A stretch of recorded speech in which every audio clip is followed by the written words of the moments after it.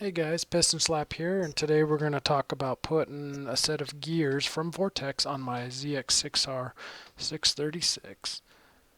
Coming up next is a picture of the tools and a list of the tools that you will need to complete this job.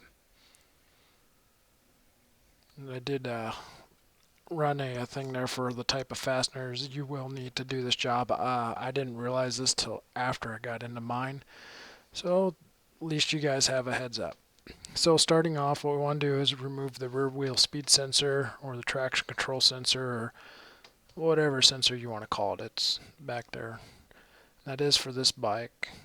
And it's not an ABS model. They all have it. So get that out of the way so it doesn't touch the rotor or the brake when you go to remove it.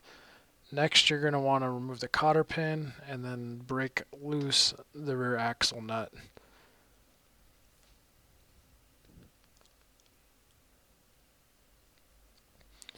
Alright, moving up to the forward left side of the bike, you're going to want to remove the front cover for the countershaft sprocket. That'll expose your sprocket and the nut that retains that also. On that front cover, you have two long bolts and two shorts. The two long ones are for the upper part of the cover, and then the two short ones are on the bottom.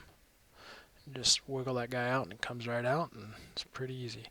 You can see that over the time, and with lubing and stuff with the chain, 3,000 miles, it got pretty dirty back there, so went ahead and cleaned that up later on. Now what I'm pointing at here is there's a washer that has been bent over on one side of the nut to keep it from spinning.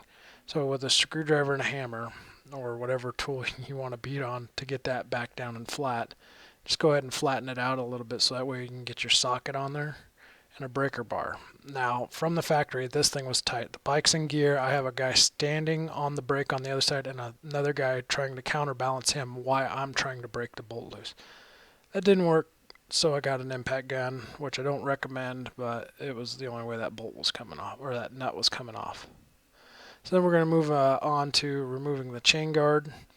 It requires removing the pegs, or just the left peg and the shield there. So these bolts are in with red Loctite and everything. So any fasteners that you see me taking off are going back on with red Loctite, except for the axle nut and the counter sprocket nut.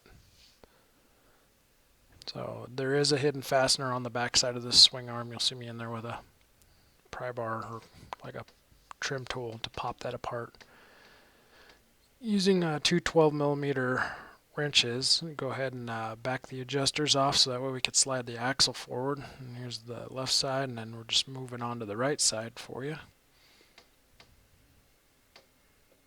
Once we get all that done, I work so fast. Wish it was like this. This actually took me 2 hours to do this, so go ahead and back off the axle nut, slide it out. I'm using a dead blow. I just tap my axle out. See me pull the chain off with the axle all the way forward. Axle nuts off, slide the axle out. Very carefully, slide it apart. Make sure that you do not harm that sensor or the ring. Set the wheel aside somewhere safe. Then go up front, pull your counter sprocket off, grab your new one, slide it in there, line up the teeth, push it in, and it can be a pain with the chain on, as I found out. This is my first time, so got that all on there, and then reused my washer. Kawasaki wants you to replace that washer, but I don't see a reason why not to reuse it, but it's your call. I'm just giving you a heads up. They would want you to replace that. Second is the nuts that retain the rear sprocket. They want those replaced too. I didn't know this until afterwards, or actually during the procedure of taking it apart and putting it together, that they want those nuts replaced every time that rear sprocket comes off. So there's the new sprocket going on. Run the bolts down, make this guy work a little bit faster. I'm not seating the nuts with the impact. I'm actually just running them down. Then next we'll be pulling out the torque wrench. my favorite.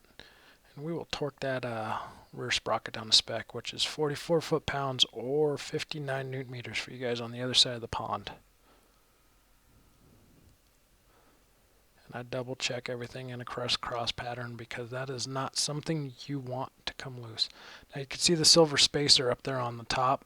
That can fall out, and there's one on each side, so take note of where that's at when you're going back in.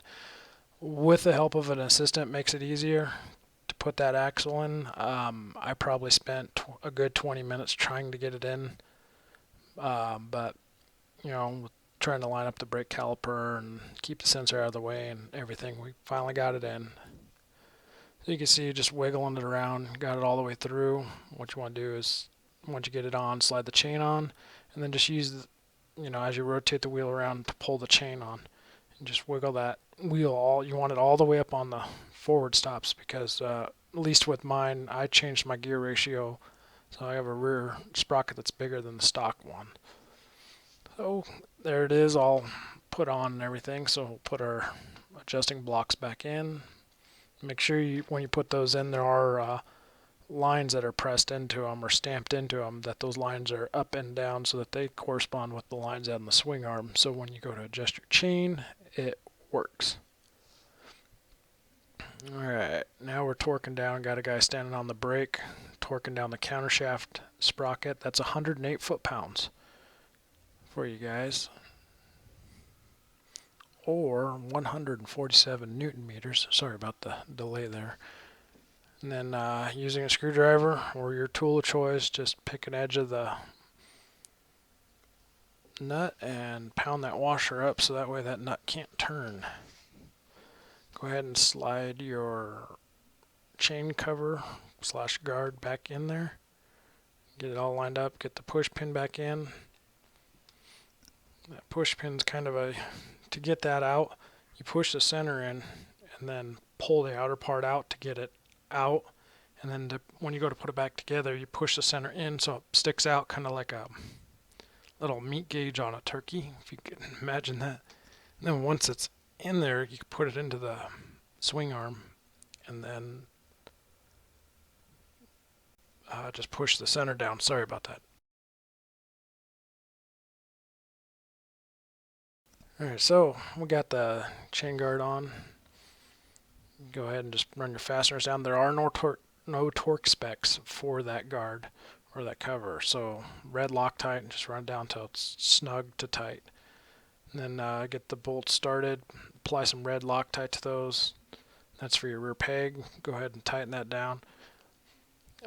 Once you get the bolts seated and everything, because those do have a shoulder on them, so make sure that as you're setting it in there that everything's lined up. You want to torque that down. The torque spec on that one's 18 foot-pounds or 25 newton meters. And then got the shield or foot guard on there again.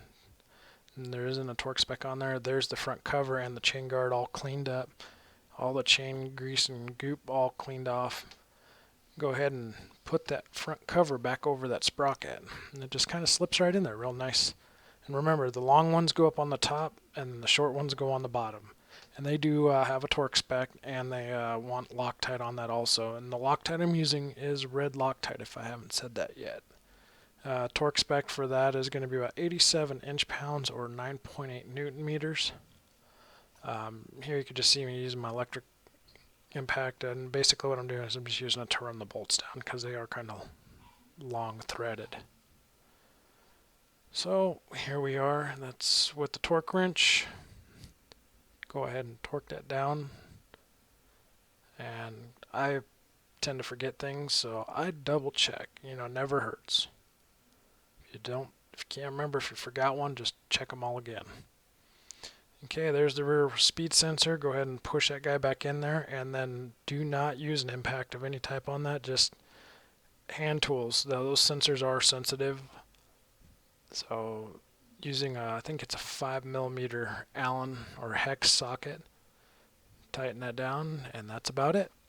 Alright, and then there's a link here for you guys to adjust that chain, and that should be it. Thanks for watching. I'm Piston Slap. Have a great day.